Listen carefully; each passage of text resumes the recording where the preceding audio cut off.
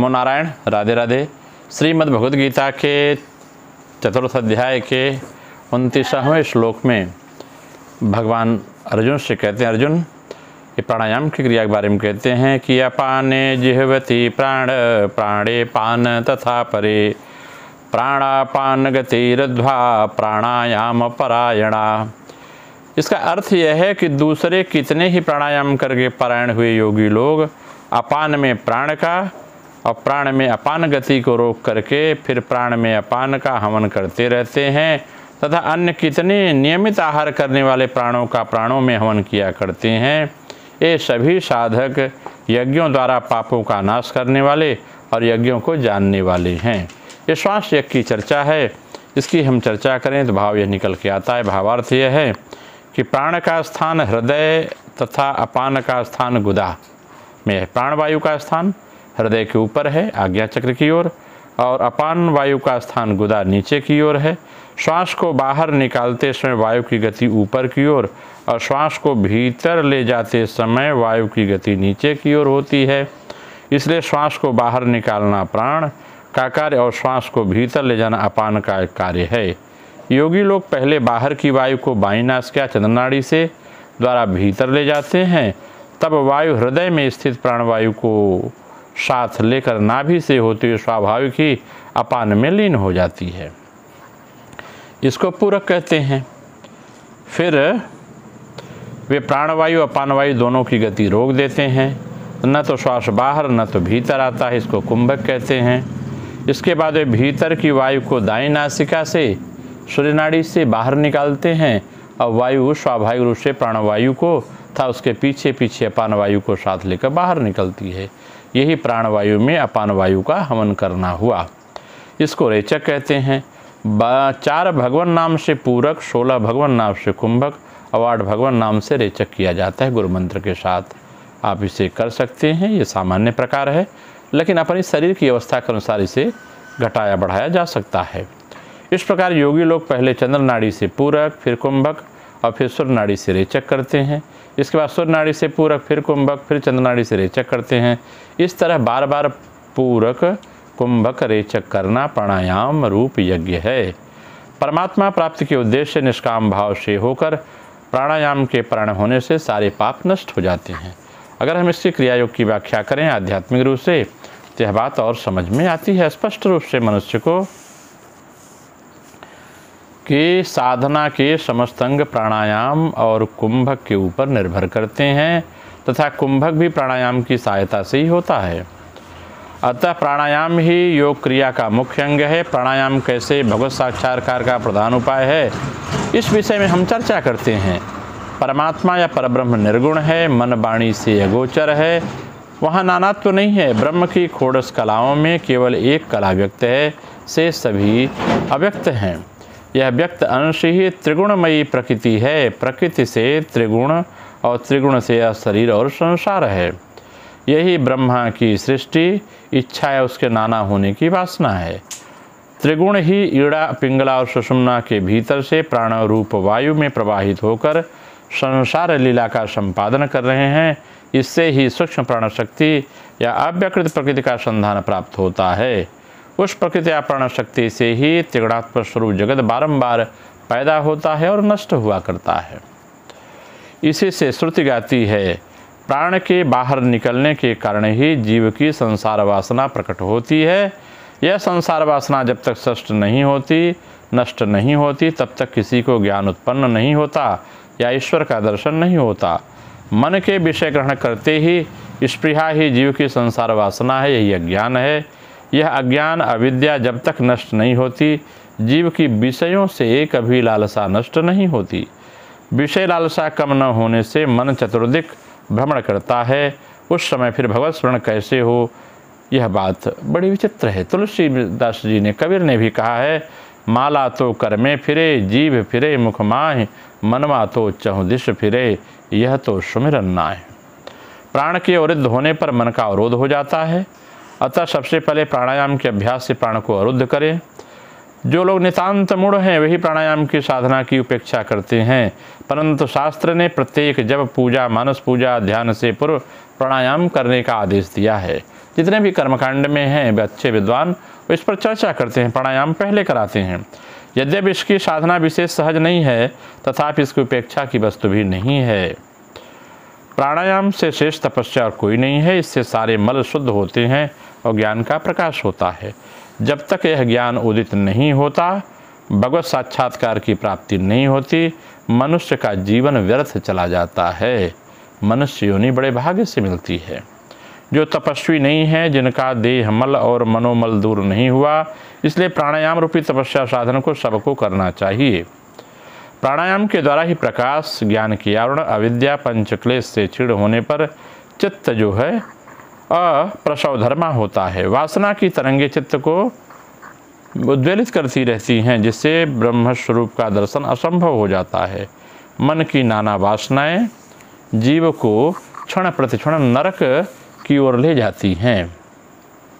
एकमात्र प्राणायाम ही साधना ऐसी है जो नरक से जीव को बचाती है।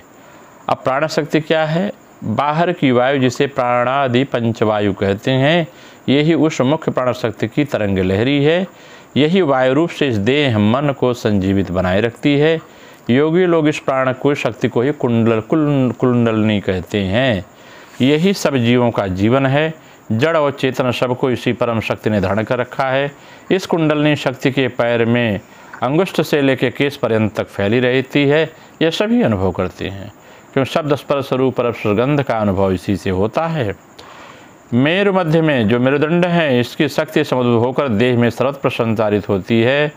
गुह्य देश से उठकर मूलाधार से भूमध्य को मंडलाकार में स्थित करके दक्षिण और वाम संधियों को स्पर्श करते हुए पुनः मूलाधार में आकर यह मिलती है। यह बहुत कुछ धनुष के आकार के समान होती है। यही बाह्य वायु को स्पंदित करके, इस स्पंदन के फल ही है प्राणायाम आदि पंच प्राण। जो 49 वायु है, चले मरुत 49, यही है मन में नाना प्रकार की इच्छा शक्ति को यही 49 वायु पैदा करती है। कुल कुंडलनी प्राणवायु को उत्तोलन और अपान वायु निम्न निमज्जन करके क्रुद्ध भुजंगनी के समान और श्वास प्रश्वास का त्याग कर रही है। इससे ही हमारी प्राण क्रिया या जीवन प्रवाह ऊर्ध्व और अधोमुख अविश्राम धारा में प्रवाहित हो रहा है। कुंडलिनी शक्ति को ही पिंड कहते हैं।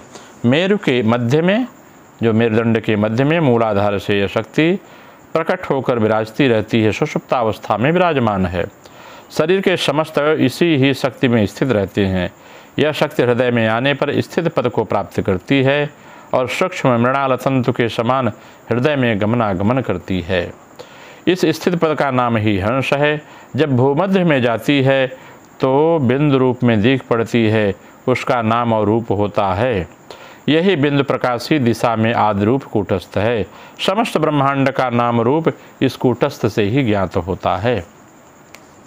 परब्रह्म के साक्षात्कार के से सब प्रकार की आसक्ति से छुटकारा मिल जाता है। तब सर्व एक के भीतर प्रविष्ट होता है। इस अवस्था में जीव वस्तुतः अत्यंत शांत होकर ब्रह्म स्वरूप हो जाता, निष्प्रिय हो जाता है। यह प्राण जब अजस नाड़ियों में प्रवेश कर शरीर में संचरण करता है, तभी जीव बाह्य कर्मों में चेष्टा करने लगता है। इंद्रियां बाह्य विषयों को खोजती हैं। सुख दुख हर्ष विषाद आदि मनोवृत्तियाँ जिंदा उठती हैं और तब साथ साथ श्वास प्रश्वास चलता है। यही संसार पथ है, इसे मृत्यु पथ कहते हैं। देह में आत्मशुद्धि होती है, प्राण का कंपन बढ़ता है, चैतन्य जड़ देह में अंधकार में डूब जाता है, मन चंचल उठता है, बुद्धि में नाना प्रकार के आभास होने लगते हैं, हृदय धुक धुक करने लगता है, श्वास में चंचलता आती है, वासना का वेग बढ़ जाता है, चित्त जड़वत जान पड़ता है। पीछे से माया रूपी नटी मुस्कुरा कर कहती है कि अब इस मृत्यु से तुम्हें पार होने का कोई उपाय नहीं है। प्राण की चंचलता के कारण तुम्हारी बुद्धि विकम्पित हो रही है।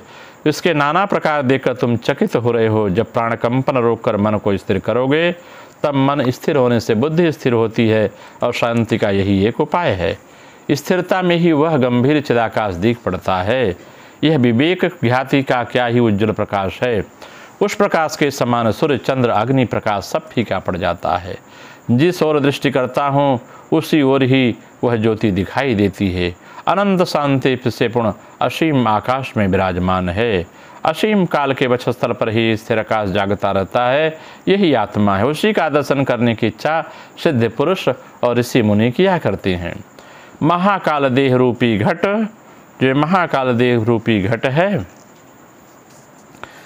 में स्थित होकर सचंचल हो रहे हैं, फिर वही काल या मृत्यु रूप धारण करके जीव को दृढ़ पैदा करते हैं, दिखलाते हैं। इस काल या मृत्यु या अज्ञान पर विजय प्राप्त करने की उस प्राणवाहिनी अविद्या रूपिणी श्वास क्रिया की ही शरण लेनी पड़ेगी। यही है अविद्या की सहायता से मृत्युलोक को विजय प्राप्त करना। मृत्युलोक को जीतना श्वास को स्थिर होने पर ही ज्ञान का प्रकाश होता है। इस महाविद्या का साधना का पीठ स्थान ही है मेरु मध्यगत सुषुम्ना नाड़ी। प्राणवायु सुषुम्ना में प्रवेश करती है तभी यथार्थ विद्या की उपासना होती है। यही अमृत लाभ का मार्ग है। इस उन्मनी अवस्था को प्राप्त करके साधक परम सिद्धि को प्राप्त करता है। आत्मा के साथ मिला हुआ मुख्य प्राण ही महामाहेश्वरी भाव है। शैषाम सर्वेश्वरी देवी सर्वभूत प्रवर्तका प्रोच्यते भगवान कालो हर प्राणो महेश्वर। इसलिए प्राण की साधना सर्वोत्तम ब्रह्म साधना है। इस साधना को प्राचीन काल से समस्त ऋषि मुनि किया करते हैं, समस्त देवता किया करते हैं। जिस प्राण की स्थिरता के अभाव में आध्यात्म राज्य का कपाट बंद रहता है, उस प्राण की साधना के बिना किस प्रकार हम आत्मदेव के मंदिर में प्रवेश कर पाएंगे। वाह्य प्राण को निग्रह किए बिना स्थिर प्राण मुख्य प्राण में कोई संधान नहीं कर सकता। प्राण के क्षीण होने पर, उसके मन में लय होने पर जिस समरस भाव का उदय होता है उसी का नाम समाधि है। इंद्रिय निग्रह के बिना, इंद्रियों को अपने बस में किए बिना इस समरस का समाधि का उदय नहीं होता। इसलिए भगवान ने बतलाया है कि इंद्रिय विजय ही प्रज्ञा प्रतिष्ठित पुरुष का लक्षण है। जो कहते हैं ना व्यक्ति में प्रज्ञा होती है, प्रज्ञा क्या है? जो इंद्रियों को अपने बस में कर ले वही प्रज्ञा है। प्राण के निग्रह के द्वारा इंद्रियों के दोष उसी प्रकार नष्ट होते हैं जैसे धातुओं से मल अग्नि में ही भस्मीभूत हो जाते हैं। अग्नि में धातु को डाल दीजिए, उसके सारे कचरे बाहर हो जाते, केवल धातु ही शुद्ध रूप से पिघल कर दिखती है। ज्ञाननिष्ठ परम विरक्त पुरुष धर्मज्ञ और जितेंद्रिय होने पर भी यदि योगाभ्यास नहीं करते तो देवता भी उनको मुक्ति प्राप्त नहीं करा पाते। भागवत में लिखा है कि तपस्या मंत्र आदि से जो सिद्धि होती है वही सभी योग के द्वारा प्राप्त होती है। योग लाभ करने के लिए श्वास पर विजय प्राप्त करना होगा। यह स्वर से सभी शास्त्रों ने उपदेश दिया है। श्वास पर विजय प्राप्त करने के सिवा मन को स्थिर करने का कोई दूसरा उपाय नहीं है। और यह विजय प्राणायाम साधना के बिना नहीं होता। प्राणायाम के बिना प्राणवायु सुषुम्ना में नहीं जाती। प्राणायाम का अर्थ यही है कि प्राणो वायु रसी ख्यात आयामंच निरोधनम। प्राणवायु के निरोध को ही प्राणायाम कहते हैं। श्वास प्रश्वास की गति विच्छेद को ही प्राणायाम कहते हैं। श्वास निकालकर भीतर प्रवेश न करें, भीतर प्रवेश करने पर बाहर न निकालें। यह कुंभक की अवस्था ही यथार्थ हवन क्रिया है। वास्तविक होम इसे ही कहते हैं। बाकी पदार्थों से होम तो एक बाह्य क्रिया है, भक्ति का मार्ग है। हमारी मन बुद्धि नाना विषयों में चिंतन में लगी रहती है, उनका भी असली नियंता यह प्राण ही है। प्राण क्रिया के न चलने पर ही कोई भी इंद्रिय विषयों को ग्रहण करने में समर्थ नहीं होता। श्वास प्रश्वास की बाह्य गति के द्वारा यानी ईड़ा पिंगला वाहिनी प्राण के द्वारा जिस प्रकार विशाल विश्व का विराट व्यापार चल रहा है, उसी प्रकार प्राण सुषुम्ना वाहिनी न हो तो किसी को ब्रह्म ज्ञान या भगवत दर्शन बोध का विषय नहीं बनता। इसलिए त्रिताप संतप्त जीव का प्रधान कर्तव्य और धर्म है आत्मबोध को जागृत रखना, नहीं तो त्रिताप ज्वाला की शांति नहीं होगी और इस आत्मा का बोध कभी नहीं हो पाएगा। इसलिए विधिवत प्राण संयम के द्वारा नाड़ी चक्र को शुद्ध कर होने पर ही सुषुम्ना का मुख भेद कर प्राणवायु उसके भीतर प्रवेश करती है। प्राण के सुषुम्ना वाहिनी होने पर मन भी शून्य में प्रवेश करता है। तब योगी के समस्त कर्म उन्मूलित हो जाते हैं। योगी में किसी का कर्म बंधन नहीं रहता। जब ये साधना नहीं होती तो यहाँ जाएं वहाँ जाएं, दर्शन करें, ये किए वो किए, यहाँ वहाँ मन चलता रहता है। और जब ये सिद्धि प्राप्ति है, प्राण सुषुम्ना वाहिनी होता है, तो जीव का बहुत घूमने फिरने में आनंद नहीं होता है। मानव ब्रह्मानंद समाना, ब्रह्मानंद का अनुभव स्वयं होने लगता है। जब तक प्राणवायु मध्य मार्ग सुषुम्ना में प्रवेश नहीं करती और प्राणवायु के अवरोध के साथ जब बिंदु दृढ़ नहीं होता तथा ध्यान के द्वारा जब तक तत्व समूह का साक्षात्कार नहीं होता, तब तक ज्ञान की बातें करना नितांत दंभ और मिथ्या प्रवंचना है, मिथ्या प्रवचन है। तपस्या, तीर्थ यात्रा, व्रत दान कोई भी कार्य प्राणायाम के 16वें भाग के एक भाग के बराबर भी फल प्रदान नहीं करते। चित्त आदि के सारे भाव में ब्रह्म रूप ही भावना करके सब वृत्तियों का जो निरोध होता है वही प्राणायाम है। इसकी चर्चा आगे करेंगे। सहज रूप से प्राणायाम करते हुए मूलाधार स्वाधिष्ठान मणिपुर विशुद्धाज्ञा सहस्त्रार चक्र का ध्यान करते हुए श्वास को रोकें तो बाहर न जाने दें, श्वास को खींचें तो बाहर न छोड़ें, रोकें। इस प्रकार धीरे धीरे करते करते ये हवन क्रिया है श्वास प्रश्वास की। इसको जो करता है इस लय में होता है, उसका प्राणायाम सिद्ध होता है, समाधि की अवस्था पूर्ण होती है। नमो नारायण। राधे राधे।